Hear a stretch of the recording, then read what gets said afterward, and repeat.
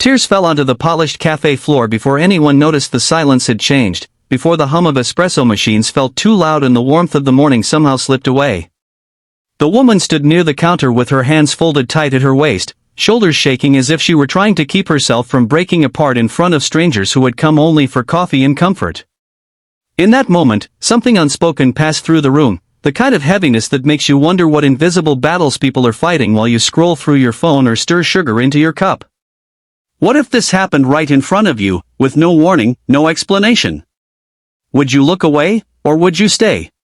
The cafe sat on a quiet street in a small American town where people nodded politely but rarely crossed emotional boundaries. At one corner table sat a man named Michael with his young daughter, Hannah, who swung her legs gently beneath the chair as she studied the world with the seriousness only children possess. Michael had come there seeking a moment of normalcy after weeks of stress he barely understood himself, carrying the weight of overdue bills, long nights, and the quiet ache of feeling like he was failing at something he couldn't quite name. Hannah noticed the woman before anyone else did, noticing the trembling hands, the tear-streaked face, the way the woman's eyes searched for something steady to hold onto. The woman's name was Sarah, though no one in the cafe knew it yet.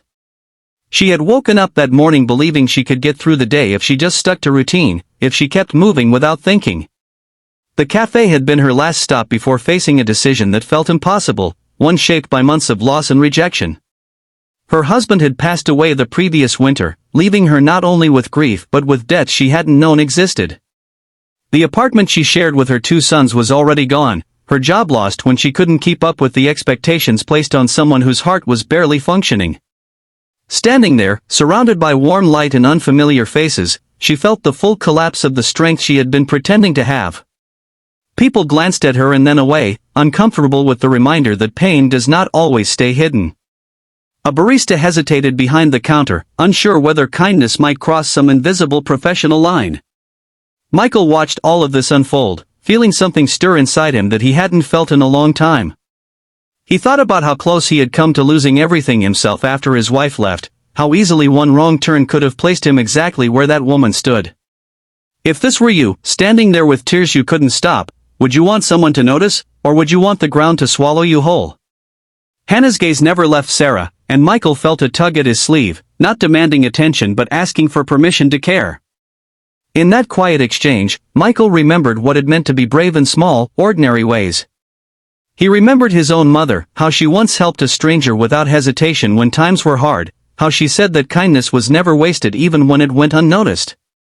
The cafe seemed to hold its breath as Michael stood, each step toward Sarah feeling heavier than the last, not because he feared rejection, but because he feared recognizing too much of himself in her pain. Sarah noticed him approaching and instinctively tried to wipe her face, embarrassed by her vulnerability. She expected pity, maybe an awkward apology for making a scene. Instead, she found herself met with a quiet presence, someone who did not rush her or demand explanations. Michael didn't know what to say, and in truth, words felt unnecessary.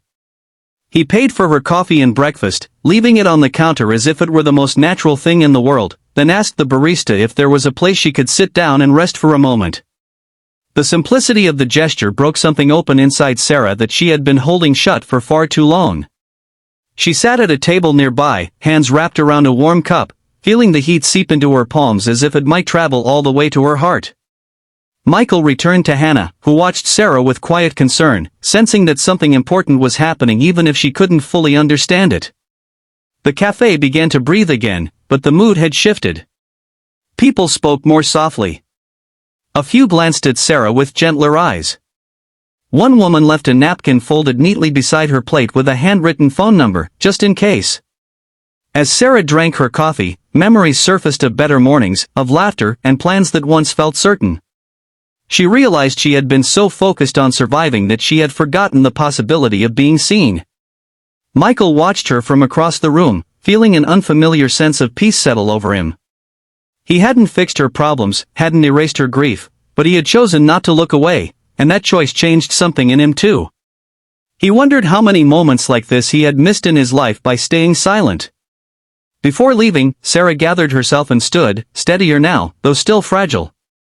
She thanked the barista, nodded toward Michael, and offered a small, genuine smile that carried more gratitude than words ever could.